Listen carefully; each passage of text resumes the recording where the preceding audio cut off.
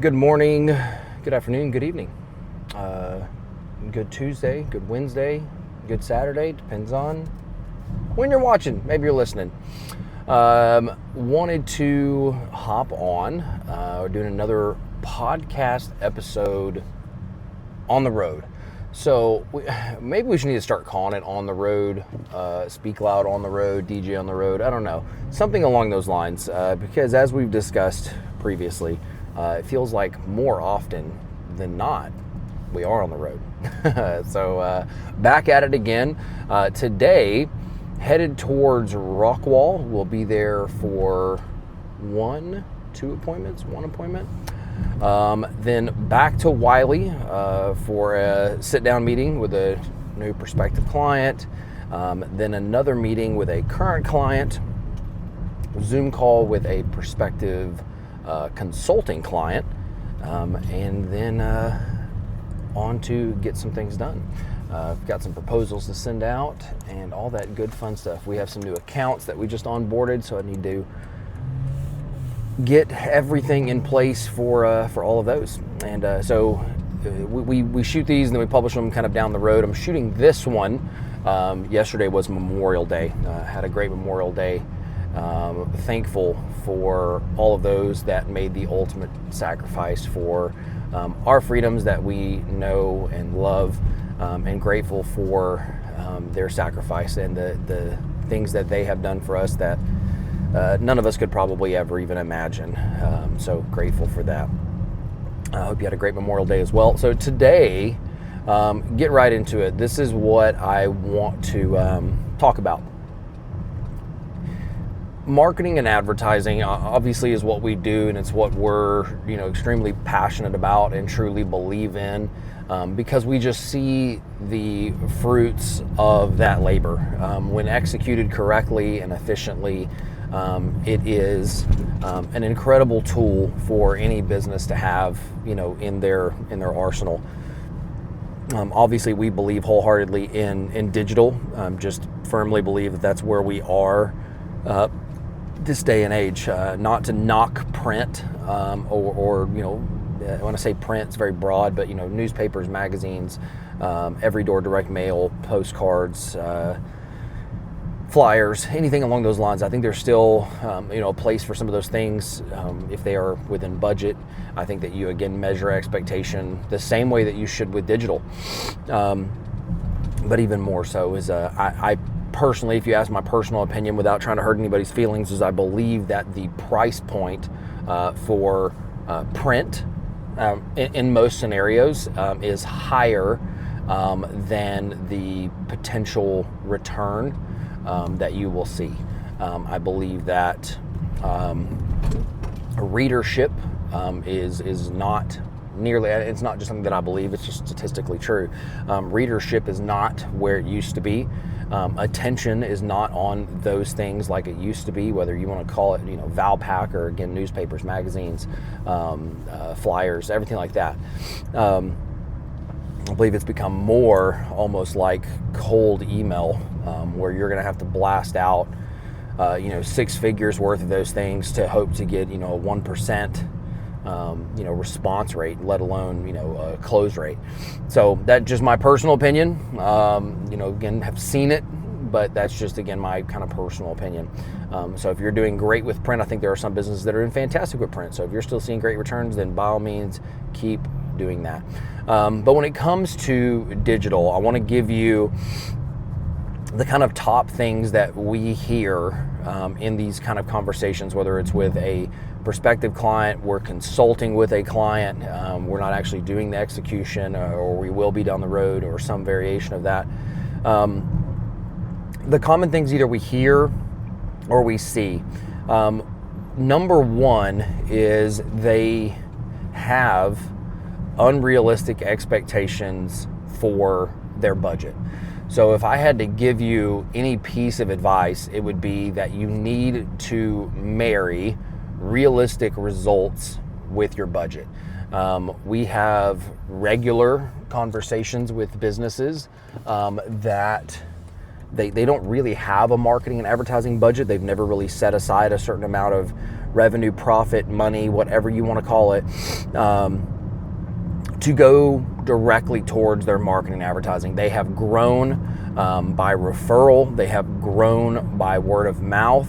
And I think that those things are absolutely fantastic. You have heard me say time and time again that I think that growing by word of mouth and growing by a referral base is one of the greatest ways to get started, in a business. And I say get started, sometimes those things will continue, for 5 years, 10 years, maybe longer.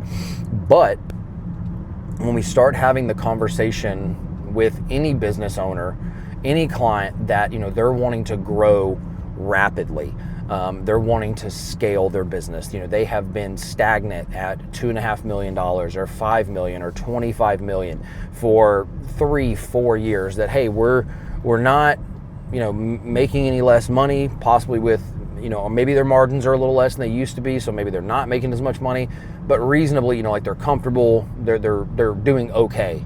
But they're ready to rapidly grow. Those situations typically are going to require a budget. They're going to require you to roll out some type of marketing and advertising beyond relying on word of mouth and referrals. The two things that we know about referrals and word of mouth is, and some people will argue with me this, and that's fine because they may have a certain percentage, and if you do, that's fine. So again, this is just kind of a general statement. For the most part, referrals and word of mouth, they are not predictable, so therefore they are not forecastable. You cannot base, I would never base someone's growth trajectory solely on word of mouth and referrals. Even if they showed me, well, every year, we've, for 5 years straight, we've had a 25% increase in business, and it's been solely because of, word of mouth or referrals. I think that is fantastic, but I firmly believe that you hit a certain stride with that. You hit a certain capacity with that number either starts to dip, or it can go away for a season and then it picks back up, but that goes back to it's not always predictable and forecastable.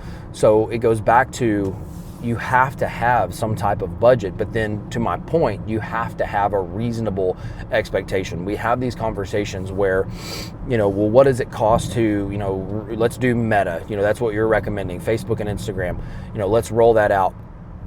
Awesome. What is your service area? It is all of New Mexico. Fantastic, totally doable. What is your, beyond our fee, what we charge to build this for you, manage it, optimize it, make the tweaks and changes along the way, update copy, create new creative, adjust targeting, landing pages, all of that fun stuff. What is your budget for the ad spend? Oh, there's more beyond like what you charge. Yes, like you have to have, that's the gasoline in the engine. We can be the engine. We can be the lawnmower, the person, but we are not the fuel that pushes that. So to deliver your ad, and I don't care if that's Meta, if it's TikTok, if it's Google, it doesn't really matter. You have to have a budget. There has to be money, ad spend behind that to make it go. And then the response that we get is like, well, we could probably do $500 a month. It's not going to work. And it's a real conversation we have to have on an everyday, I would say every day, several times a month, that we have to have that conversation. Is you cannot reach all of New Mexico for $500, because if you could, every mom and pop business that was out there would be doing it. Can you reach a reasonable amount of people for $500 a month? Sure. Can you reach 10,000 people? Yep. Can you reach 20,000? Sure. Can you reach 30? Probably. Can you reach 40 or 50,000? Sometimes. But you are not reaching the population of a state, any state for that matter, with $500. And so we have to rein that in. Where's your office located? Okay, it's located in this specific city. It's located in, Santa Fe. Can you hit all of Santa Fe with, $500? It depends. I don't know the population of Santa Fe. I don't know the statistics on how many of those people are on social in Santa Fe. I could tell you that with a little bit of research, but I do not know that off the top of my head. I'd be willing to say a larger city like Santa Fe, probably not the entire city, but a reasonable amount. And then we start to walk backwards through this thing of what who is your avatar? Who is your ideal customer? Are they male? Are they female? Are they 18? Are they 25? Are they 40? Are they in their 60s? Who is your target that you're actually going after? Because then we can start eliminating certain things. We can start looking at it and go, well, we actually don't need to reach, and I'm just going to throw a number out there because I don't know the population of Santa Fe, but we cannot reach 700,000 people. But when you start putting these filters and parameters on who we're actually trying to target, then it brings that number down dramatically. You simply reduce male versus female and you go, oh, all of our buyers are female. It's a boutique that we're running ads for. Okay, well then we just cut that number in half. Essentially, we just cut that number in half in terms of population. And then you go, well, we have shoppers that are between the ages of, we don't have really anybody under 25. We don't really have anybody over 35. Fantastic. Now you just cut it down dramatically. We're not trying to target all females. We're trying to target a certain amount. Had to use our little horn. Some people like to swerve all over the road. Good times. But that's the reality, is we just cut it down. Maybe we're looking at 10% of that population now, or 20%. It's not everybody, it's 10 to 20% of them. So we start to hone it in a little bit, where like we started with, we want to hit all of New Mexico, we want to take over, down to now we're actually really starting with a city, and we're starting with a very specific person inside of a city. So now your budget becomes more reasonable, but it's still the expectations on the backside of that. You still only have $500. So if you are expecting this dramatic increase in bottom line or top line, we want to see, this 30% bump in our business that we're doing, $1.5 million, $2 million a year. And we want to see this crazy 20 to 30% bump for $500. That's not reality. Like, it's absolutely not reality. Can we move the needle? 100%. We always try to that's why we like to get to know the businesses that we're working with, even the ones that we're not like consulting or coaching. There's a measure of like, I want to understand your business. Like, I want to know you sell this and on average you make this. So then it tells us a little bit more, like, okay, if we could get one sale a week, one sale a day, one sale a month, like depending on the size of that ticket and the size of that margin, does this make sense for you? Does it become like this calculator that if we put $1 in, we get $2 back, or even better case scenarios, we put $1 in and get $15 back, times $500. Like that's, yes, you can see a fairly dramatic shift in your bottom line. So, I think it's possible, but the reality is we don't ever want to set unrealistic expectations. Is like, we want people to understand, but that's number one, I would say, on the list of, does marketing and advertising work for everybody? Should I be doing it? Like, I'm a firm believer that digital does work for everybody. I think it needs to be done in different ways. Running ads for a boutique is very different than running ads for, say, a service business. I'm looking at looks like a painter in front of me. His ads would be very different than an ad for a boutique or a restaurant. They would be in different placements. They would be a different style. They would say different things, as they should. To me, marketing and advertising is marketing and advertising. I've had this conversation as well. In terms of like, I'm going to work with someone that is a specialist for, say, painting, or I'm going to work with someone like us, and you can call us a generalist, but I consider us a specialist in marketing and advertising. To me, marketing and advertising is marketing and advertising across the board. The product may change, the service may change, ultimately the solution you provide might change, but it's still all very similar. Like, the language changes in how you present it and what the offer may look like and how the offer is presented. But at the end of the day, marketing and advertising is just that. It's marketing and advertising. It's letting people know who you are and what you do, why you are valuable, why you would be valuable to them, why they need the thing that you have, or how you solve their problem, how you make their life easier. It's pretty cut and dry. But that, I would say, number one, the top of our list, is expectations and budget. If you do not have proper expectations for your budget, you're going to be disappointed, and you're going to say things along the lines like, well, I don't know if this is working. I don't know. The reality is you may have to spend, like, for your $500 or $250 or whatever it is, $1,000. You may need to spend more than that to reach the particular percentage that you're trying to get to. And no, I'm not telling people they have to spend $10,000 a month in ad spend to see a 5% bump in their business. For some, it might be that. But then again, that 5% bump, if you run those numbers out, it might be $1 million in revenue. So like, okay, I spent 10 grand a month, I spent $100,000 and I grossed $1 million and my margins are whatever they are. Like if your margins are only 10%, well, then you broke even. If your margins are anything higher than 10%, you made more money. And then it's calculating that out. I tell every single client that's coming on board to us, we are working on getting you to a point where it is a math equation. The dollar in versus dollar out. How many times do I want to do that? And then we back that into how you're wanting to grow and what you want to see your revenue be and what you want to see your profit be. We're working our way backwards. It's not as simple as just going, I have this amount of money and I want to spend this amount of money and I have extremely high expectations. But that's not quantifiable. So we want to get to a quantified, this is how much I can spend. And then again, we can wrangle in targeting, who we're going after, where it's being delivered, all these different options and levers that we can pull to bring that back to a point where this amount of money can sustain that.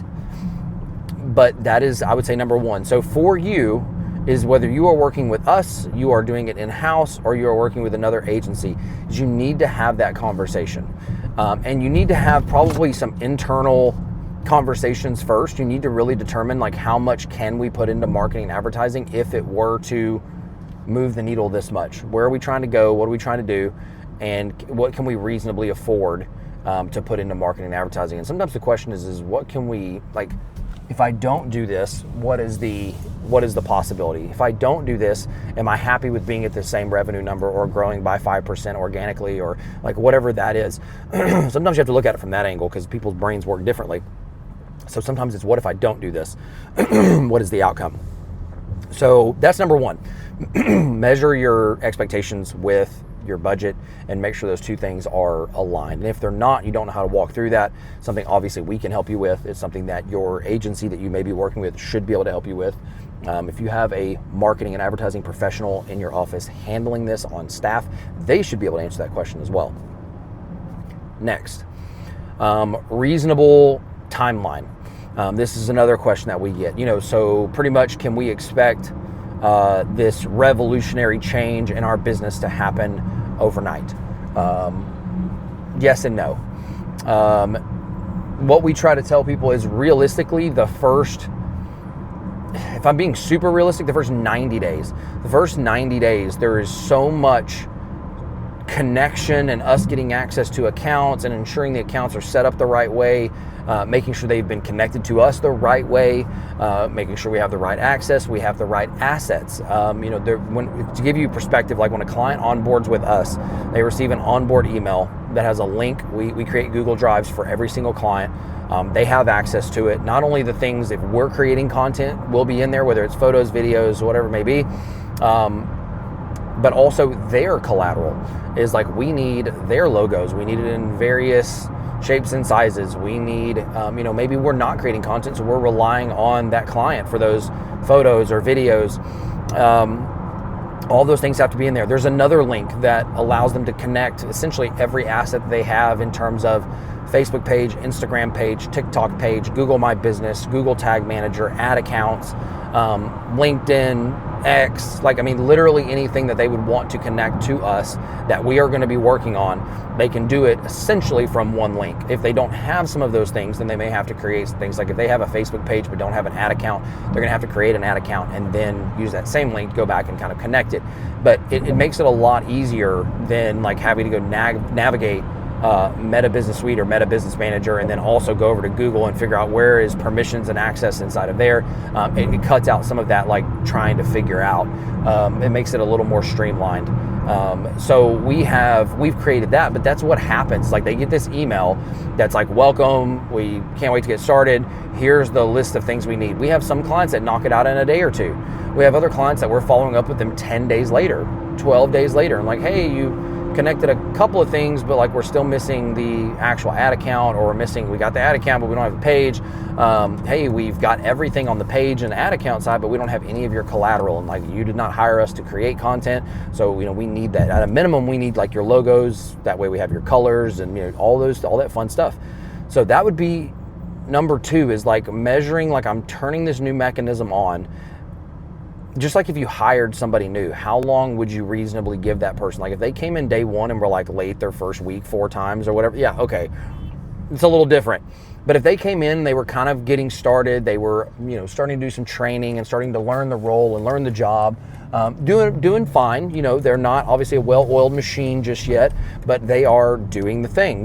How long till you measure if that was a good hire or not? I'm one of those that like hire slow, fire fast type of thing, because like if you see problems, then they're usually not going to get better. But sometimes they're not really problems, they're just them learning like the position. It's kind of the same thing with marketing and advertising. And I would tell you this, I look at it the same way. If I was hiring someone to do marketing and advertising for me, I'm not saying this just because I'm like, you should give your agency all the time in the world.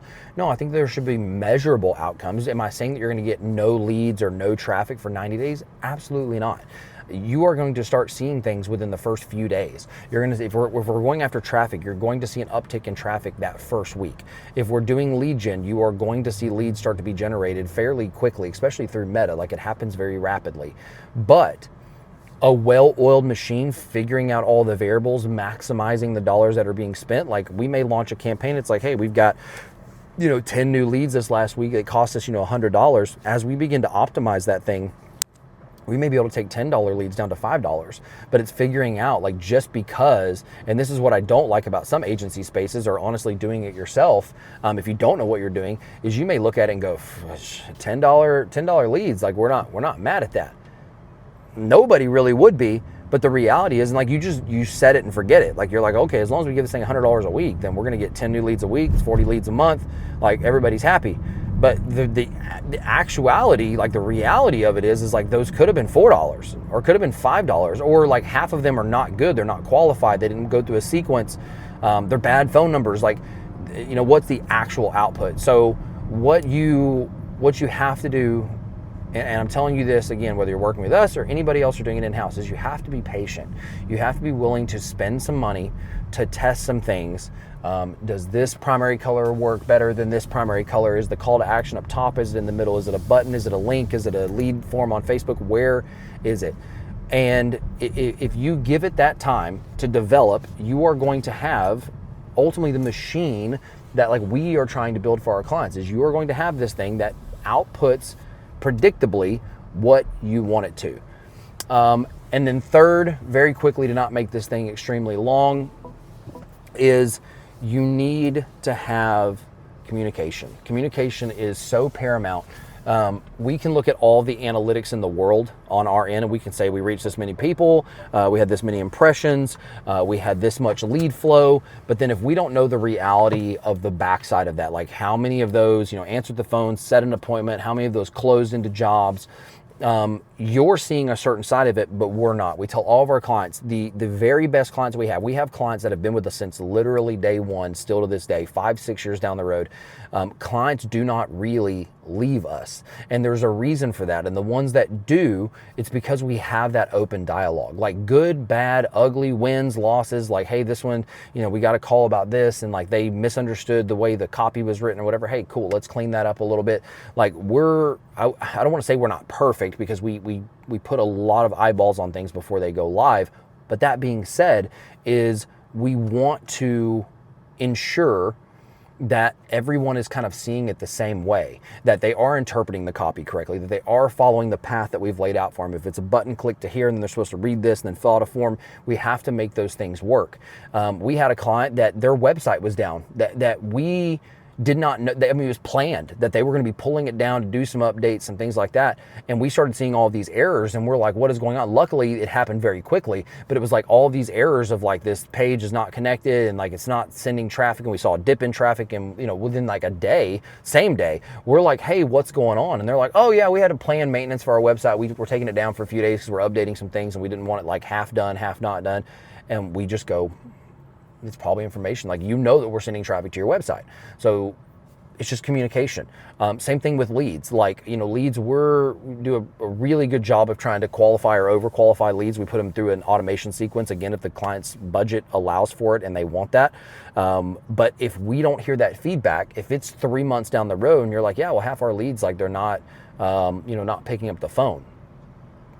Okay, probably need to run them through a sequence. Have we tried texting them? Have we tried calling them? How many times are we calling them?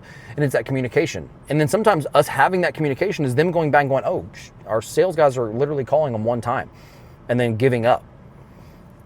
That's probably not going to work. Anyone in a sales role would know that, like, you've got to do some level of follow-up. People have lives, they have things going on, and you are not top priority. You have to follow up.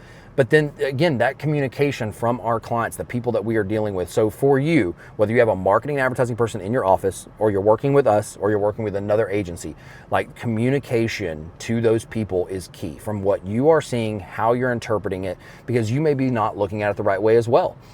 That can be a thing. You can be looking at certain data points and go, I think this means this, but it actually means this. And that simple conversation would have fix that, and everybody would have been on the same page, and adjustments could have been made how they need to be made. But if the different sides don't know what the other side is seeing, then there's no way to find that clarity.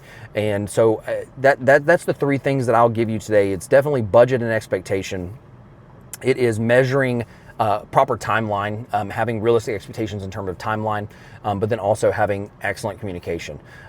Those are like paramount if you are planning on running digital campaigns and expecting to see a reasonable output from that. So I hope this was helpful, guys. We'll try to bring some more to you.